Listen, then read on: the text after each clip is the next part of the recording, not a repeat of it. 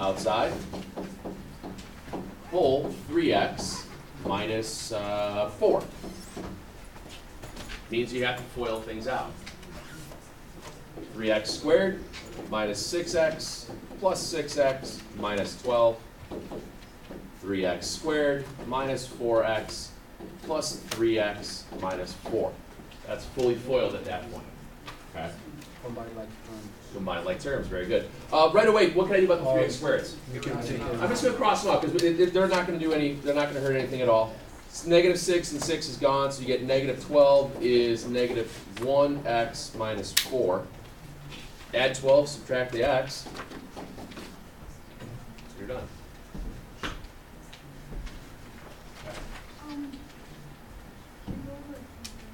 I remember seeing it.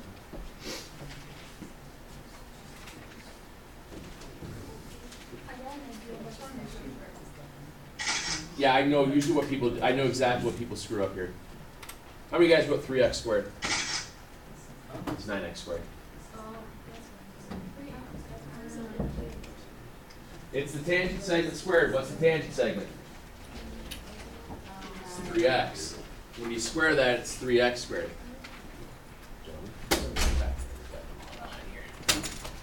So it's the tangent segment squared outside whole. When it's that 3x squared, it means it's 3x times 3x, which is 9x squared. That's normally what people screw up.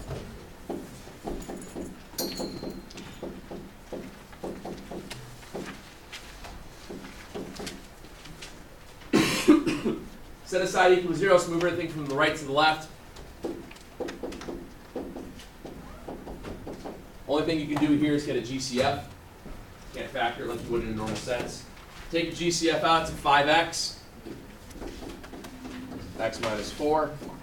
You have zeros, therefore, at 0 and 4. Which one works? Make sure your name's right. Send it up.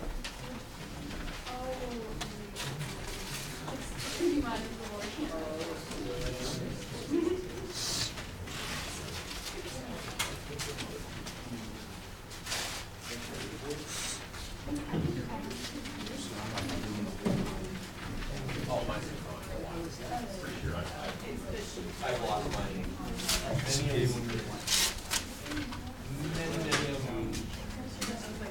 But what else? It's all one. It's all good.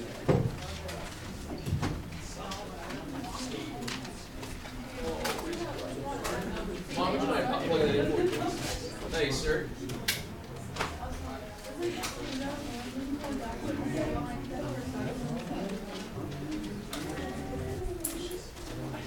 I heard him go, you know what this is? I'm like, I thought he was going to go like this.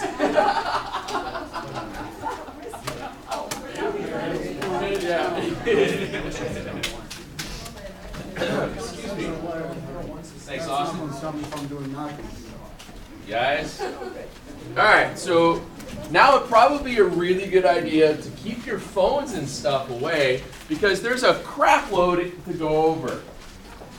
And what I mean by that is quite literally,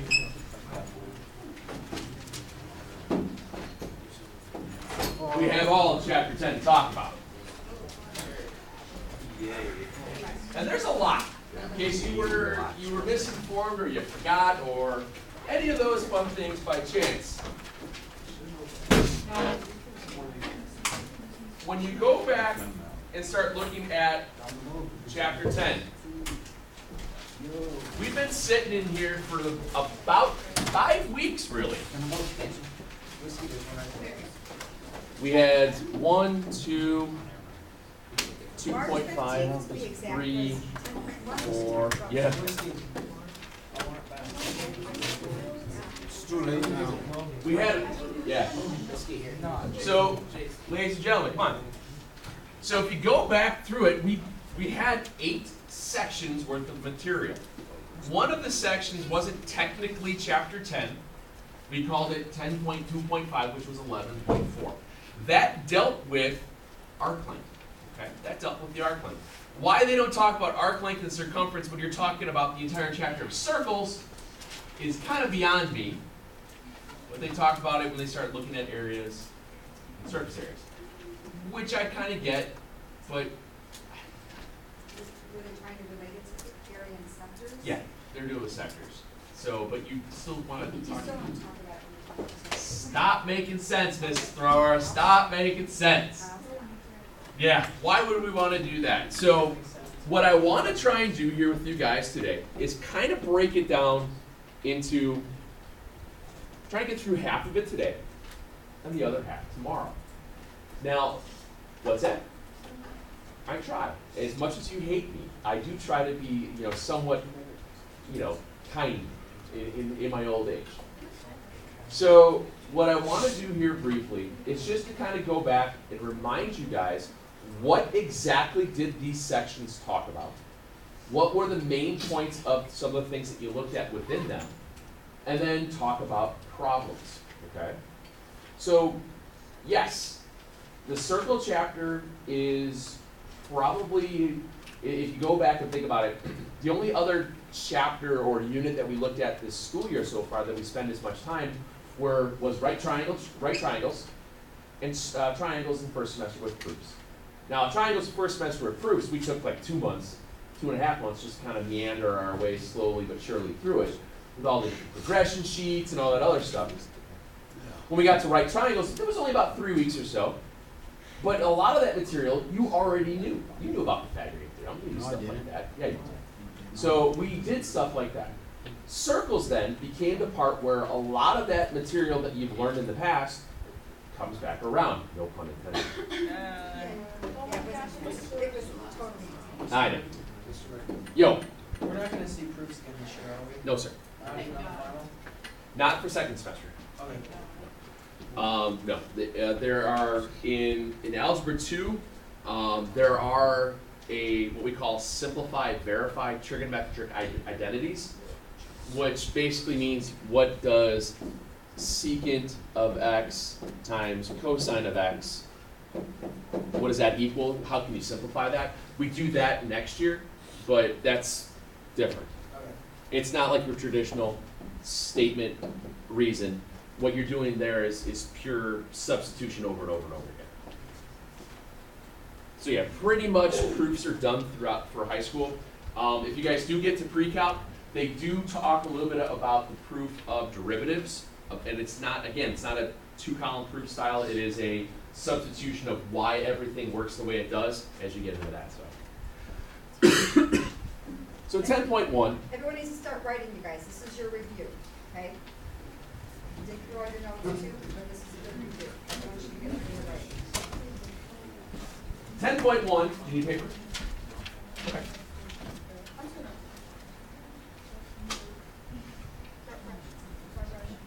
Probably want to write this down, just to let you know, because there's a lot of stuff. I know. Just letting you know. In 10.1, we started with basically the vocabulary. Throughout the entire chapter, we've been reusing the vocabulary, so none of this should come as a shock to you at all. What's this point? It's not a central angle. It's just the center. It's the center. It's the center. There, how about that? All right. That's your center. What's that? It's a radius. That's a radius. What's that? That's a chord.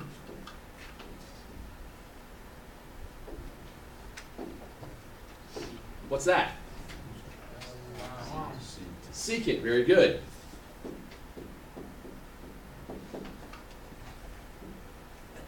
Bless you. What's that? Diameter, otherwise, bless you, otherwise known as it's a chord. Yeah, it's a fancy chord.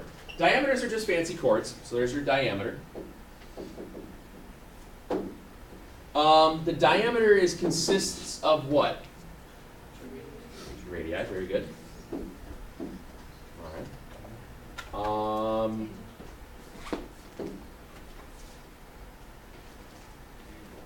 Tangent. If something is tangent to a circle, what is it to the radius?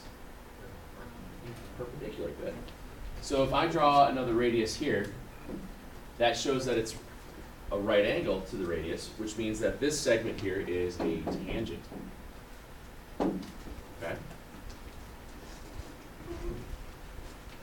for the most part, we've been utilizing all of these terms, and I don't really think any of you guys are mixing that up too much. I think we're okay with that. Am I okay? Am I off in saying that? Yes. Whiskey, please stop being the opposite of whatever I say. Thank you. Which then led you to be able to do things like this.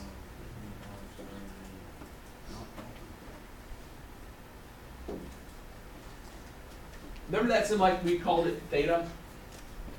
What is theta representing? It's an angle. Now, what specific angle is that? It's the central angle. So a central angle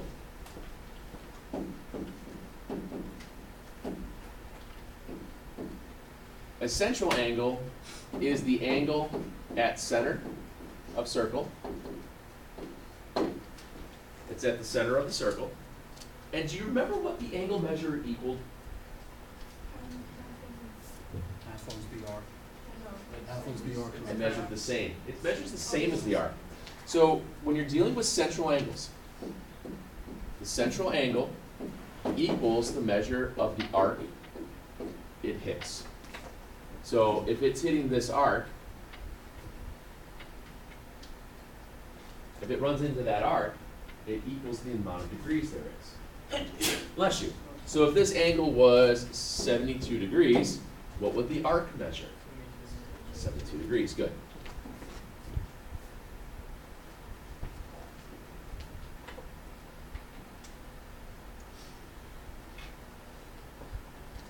I'll use X this time.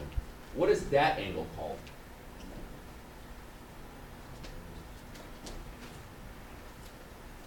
An angle whose vertex lies on the circle. Inscribed, very good. That's an inscribed angle. Okay? An inscribed angle measures how much of the arc that it hits. Half, yeah. So inscribed angle equals half the arc. So in this example here, what would X equal? 36, good. It would be half of, since my angle here is 72, that means my arc is 72, then I work backwards to here, I get my angle equal to 36. Is it the end of the world if you don't put degree symbols? Not at all. It's not that big of a deal. It's not that big of a deal. What do you know about two inscribed angles that intercept the same arc? They're always the same. Very good, Sam. Very good. Yeah, no matter what, and we drew this out before, no matter wherever I put my inscribed angle, if it hits the same arc, it's still going to be the same amount of degrees. Because the rule is, and the inscribed angle always equals half of the arc that it runs into. So that's where we got all of that. Okay? Not too bad. That was our first bunches of arcs and stuff. I'm trying to remember what was the other one on there. That's the one folder. You know, every year I tell myself I'm going to clear out some of these folders and clean things up some, and every year I don't do it. Which is fine. What's that? Yeah, you know, I'm just really overly, I mean, come on now. I mean, I have everything labeled and all nice and neat and everything. It's just, you know, people just, you ever look at some teachers that are, no offense to teachers that have 4,000 icons on their desktop? That just drives me nuts.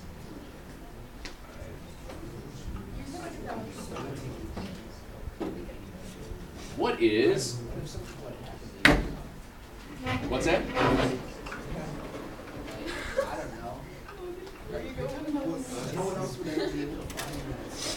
What do you mean? On my files? You need to save that for like future reference. Everything's labeled. Everything's labeled. And what I usually, a lot of times with the sub stuff, if I wind up with a sub, usually what I do, if I have a lesson pre-recorded or whatnot, I'll have that saved and replayed. Otherwise, if I don't, I usually double up from the day prior to. I don't think I've ever had a substitute teacher in 12 years try to teach a lesson. Ever. Because that's just, it doesn't work. In high school, that does not work. Elementary school's first, second grade, yeah, we can talk about things like that and kids will be all right. Not to say you guys are bad, but I mean, if you start thinking about if I wanted to have a substitute teacher go through and teach a lesson that looks like this.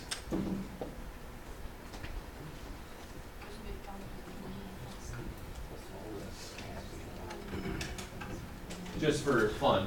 If I had to say, hey, Mr. Substitute Teacher, Mrs. Substitute Teacher, I'd like you to teach my Honors Algebra 2 class about graphing tangent functions that are shifted. Here's the lesson plan for you. You're going to go through all these things, and you're going to talk about how these graphs work in the period of all it. You're going to go through and explain within why it all works within the unit circle and where all the values come from. You're going to go through this, that, and the next bit, and continually go on, and talk about these things, and go, and go, and go, and go, and then go into the actual graphing, and then go into the next parts and more examples. And let's talk about shifts, and then you have all this other stuff.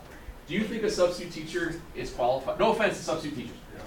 I don't have a qualified substitute teacher that can do that unless it was Mrs. Tolan, who was an old math teacher, and if she wants to pick up my... She's the best. So if there are substitute teachers that are all retired old math teachers, that if I know that I'll have one of them, and I'll say, hey, can you teach this? They love it because they haven't done it forever. But see what I'm getting at? We need a certified. Algebra 2 and Algebra 2, you still do graphing the trick. You still do that. You just don't do it into the depths that I go through. You kind of have to take Algebra 2 to pass high school. You still have to do that. It's just at a different level. You probably won't do this full-on crazy shift, but you'll do that.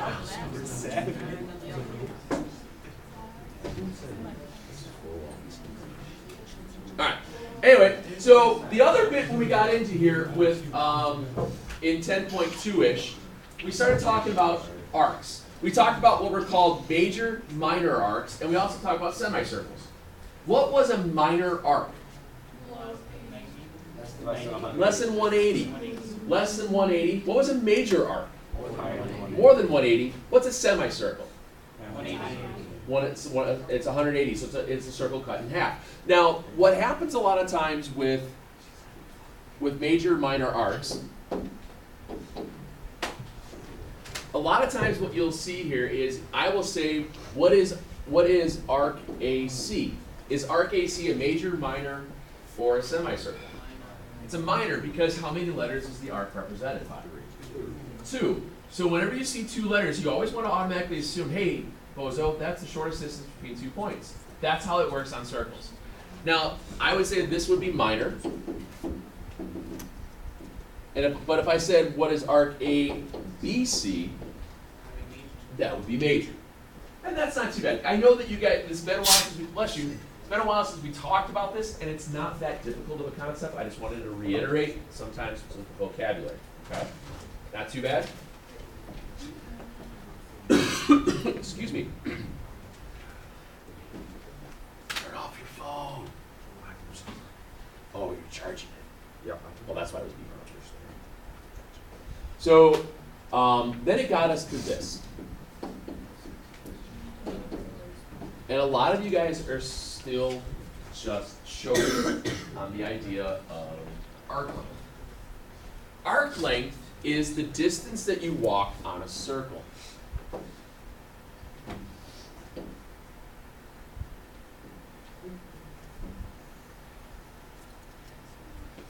When you walk on a circle, you are not walking on a straight line. You are walking on a curve. When you walk on a curve, it's a longer distance than it is a straight shot. How many of you run track? Did your coach ever tell you not to pass on the curve? That's something you can My son on the never. outside. But he always passed the people on the curve too, so stop doing that. Okay, keep doing So the idea here is, guys, is that when you're talking about distances between 2 points, it's not that you're working with the triangle part, because obviously that's shorter. But what we're looking at here is the distance on a curve. So when you're dealing with arc length, when you're dealing with arc length, we had a formula. Arc length was, it's portion of the circumference. That portion of the circumference is determined by the central angle. So what we did was, we did the central angle over 360 times the circumference, which was 2 pi r. Now, this ties back into the idea of circumference. Remember, circumference is the distance around a circle. We could write that out a couple of different ways. Excuse me. We know that circumference is 2 pi r. We know that circumference is pi times what? D, diameter. Because 2 times your radius is also that, so you could write it like this.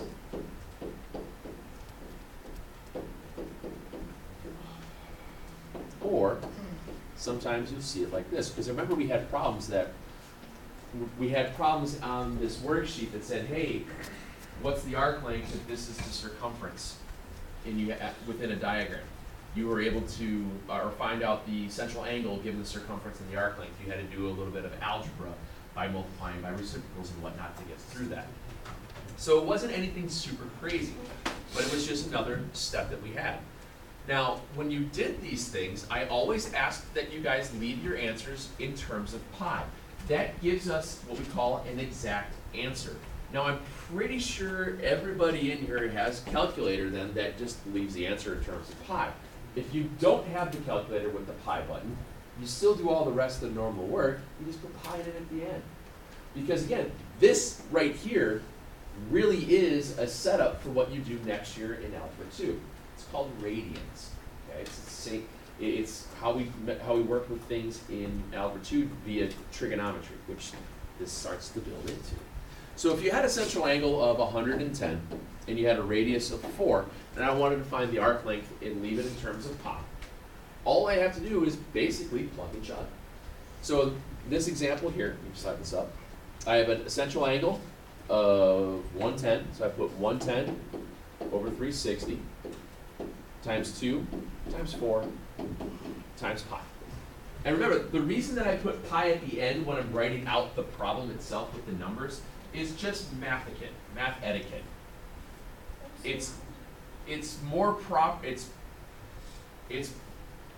the proper way to write it in terms of a formula to put pi prior to variables, but once you put numbers in, pi goes to the end.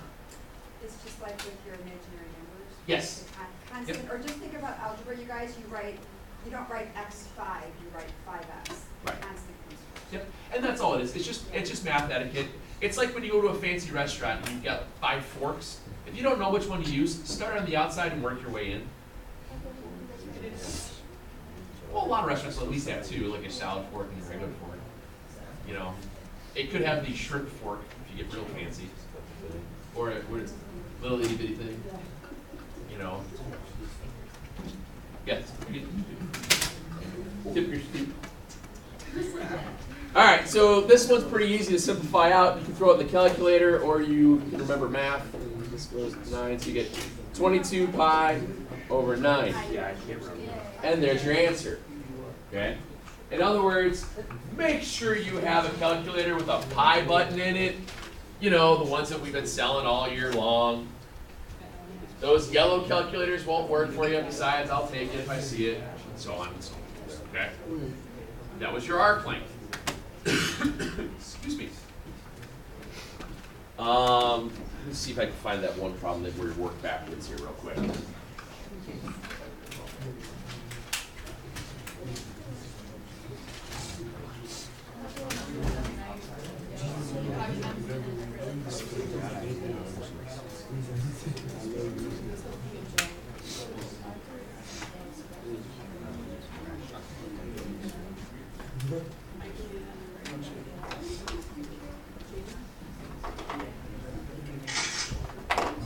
Let's look at this real quick. In dealing with, arc length style problems, remember, within the formulas you had angle, arc length, radius. Angle, arc length, diameter. Angle, arc length, circumference. there were 3 possible unknowns within arc length styles, which meant you could be given 2 of them, find the third. It wasn't always find arc length, find arc length, and so on. It could have been find the radius. It could have been find the central angle. It could have been find the diameter, or it could have been find the circumference. Well, in this case, it is, let's find the circumference. Okay. So when we start thinking about the formulas that we just had, we had arc length is angle over 360. Now I'm trying to find circumference, which is 2 pi r, so I just do put the c there. Remember, there's 3 ways to write it, so I'm going to write it out this way. Bless you. In the example here, it gives you your arc length. It tells you that it is 15. So I put that where my arc length is. It tells you your central angle, and you have to find the circumference. Well, how do you undo multiplying by a fraction? You multiply by its reciprocal. Okay. You multiply by its reciprocal. So in order to do this, well, this is just becomes, actually this becomes 1/6, so it's 15 is 1/6 of c. Let's multiply both sides by 6 over 1. Okay. So double 15, what do you get? Double that. Double that. There's your circumference. That's not. 6 times 15 would be 90. Oh, I went too far. Yeah, sorry. I doubled it. I was thinking of powers of 2. Thank you. Yeah. Sorry. Yeah. My bad. I was going in powers of 2 on the top of my head, going the wrong way there. I got too far on that one. What if at this point they said, so what's the radius of the circle? What do you do?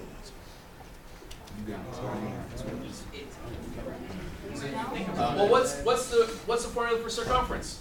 2 pi r. 2 pi r. So if 90 equals the circumference,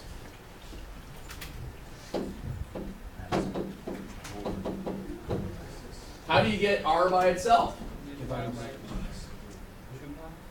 Yeah, divided by 2 pi. Now here's the deal. Guys, listen to this. If you don't have a fraction bar button,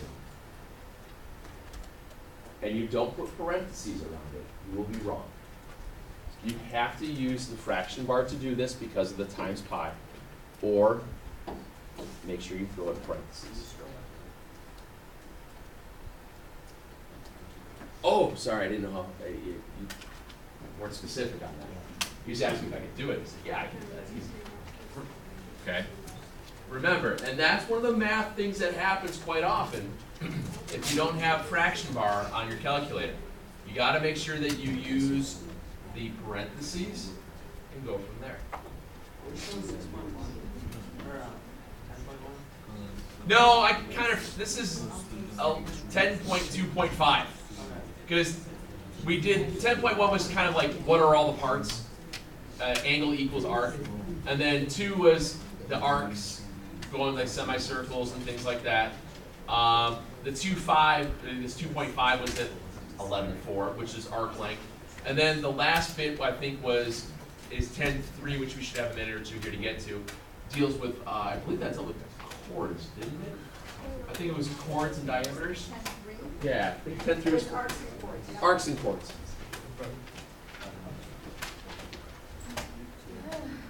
Yeah, I know. Ton of stuff, isn't it? I don't like this one. Sorry. Let's take a 15-minute water break.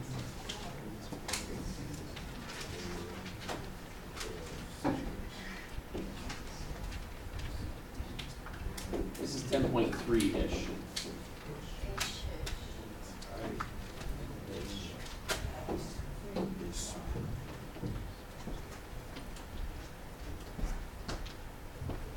10.3-ish. In this example here, I'm showing that you have 2 congruent whats? Chords. So if I have 2 congruent chords, what are those chords intersect? No, they're not intercepting diameter. Where are the endpoints of the chord? They're on the circle. Endpoints on a circle create what? Arcs. So what would you know then about these two arcs? They're the same because of why? Because the chords are the same. So if you have congruent chords, then you'll have congruent arcs. Okay? Congruent chords create congruent arcs. Pretty simple. The other part when you had that was real predominant in this section was when we talked about the most famous chord of them all, otherwise known as the diameter. So if you have a diameter, oops.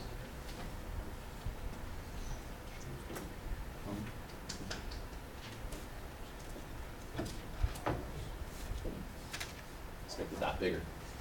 But all else fails. If you have a diameter, and the diameter is perpendicular to a chord.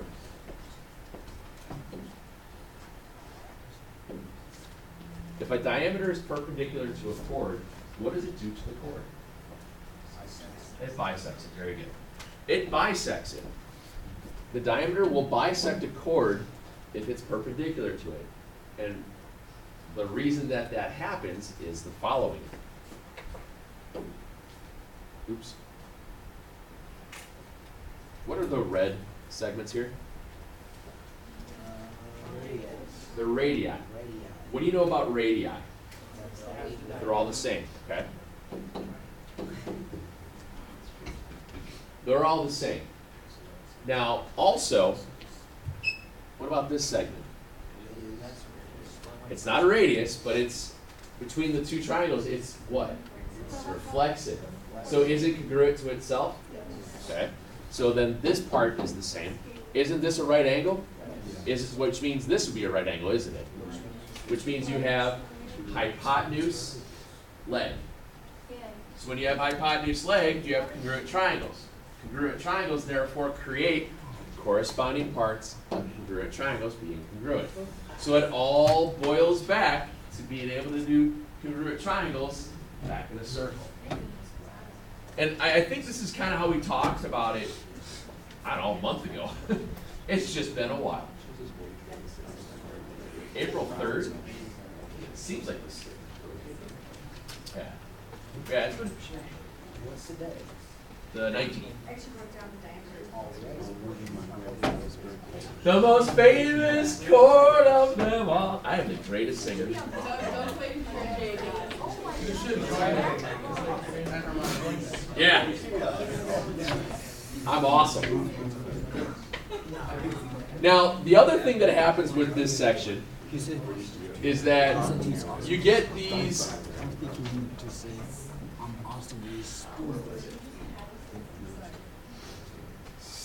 Oh well. The truth is the truth. Yeah, that's another picture. You know what I mean?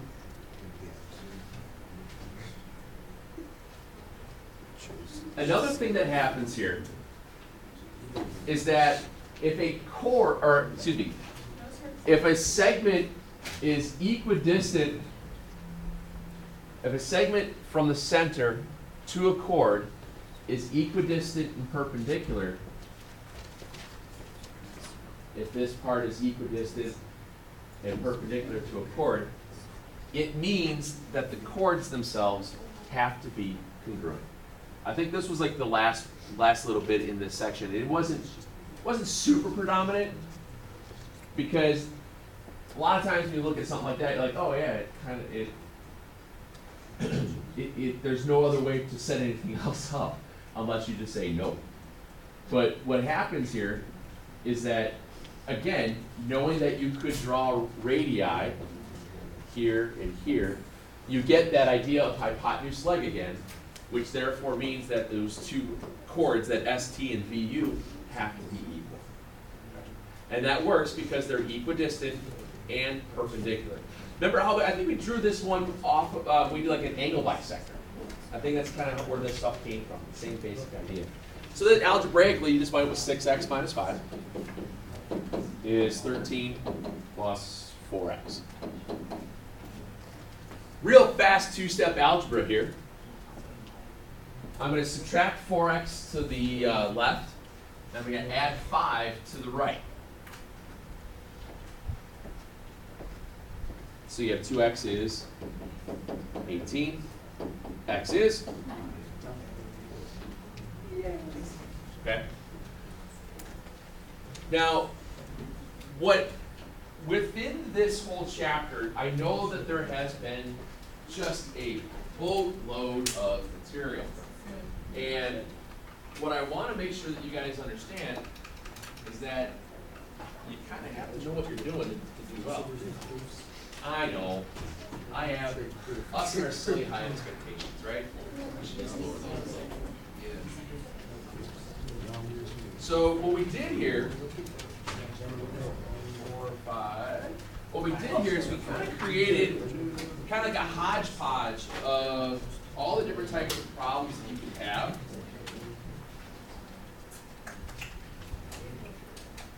And put them all together for the entire chapter. Now, obviously, I don't expect you guys to do all this at once, but I want you to get through. I think we got through half, so you guys can do that.